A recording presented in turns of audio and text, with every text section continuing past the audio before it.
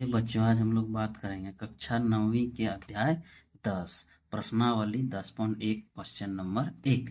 एक यातायात संकेत बोर्ड पर लगे स्कूल है लिखा है और यह भुजा एक वाले एक समबाहु त्रिभुज, इस पर गौर कीजिएगा, एक समबाहु त्रिभुज के आकार का है। हेरोन का सूत्र का प्रयोग करके बोर्ड का क्षेत्रफल ज्ञात कीजिए। यदि संकेत बोर्ड का परिमाण 180 सेंटीमीटर है तो इसका क्षेत्रफल क्या होगा।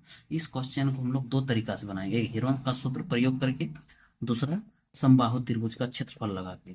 चलिए समबाहु त्रिभुज का क्षेत्रफल, प्रत्येक भुजा क्या दिया हुआ है, ए मान लिया था, ए बी सी। समबाहु त्रिभुज में प्रत्येक भुजा क्या होता है, बराबर होता है। तीनों भुजा को ए मान लिया। इसका समबाहु त्रिभुज का परिमाण, समबाहु त्रिभुज का परिमाण क्या होता है, 3। 3 इक्वल टू कितना दिया हम लोग, 180 सेंटीमीटर। तो ए इक्वल टू क्या हो जाएगा, 180/3 यानी 60 सेंटीमीटर।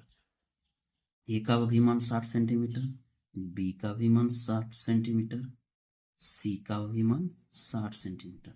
इसमें हीरोन का सूत्र प्रयोग लिया। हीरोन का सूत्र प्रयोग करने के लिए पहले एस निकालना होता है। एस इक्वल टू होता है ए प्लस बी प्लस सी। एस यहाँ होता है अर्ध परिमाप। अर्ध परिमाप ए का मान है 60, बी का भी मान है 60, सी का भी मान है 60/2।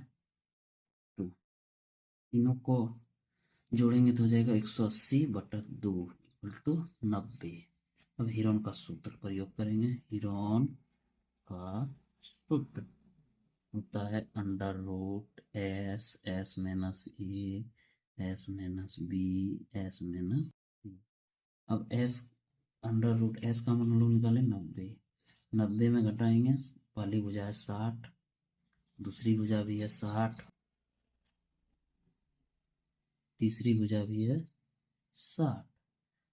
अब 90, 90 में 60 घटाएंगे 30, फिर 90 में 60 घटाएंगे 30, फिर 90 में 60 घटाएंगे 30।